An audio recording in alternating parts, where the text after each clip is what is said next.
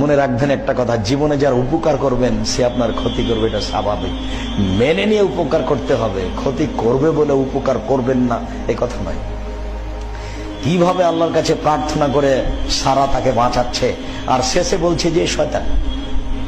এ যখন শয়তান তখন তার ক্ষতি করা তার কাছে স্বাভাবিক ব্যাপার।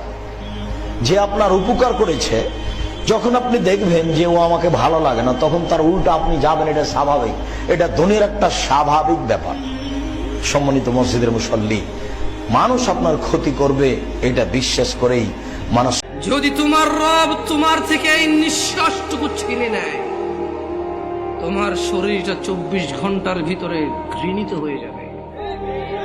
কেউ সোজা মুখে তাকাবে না, নাকে কাপড় দিয়ে তোমার দিকে তাকাবে।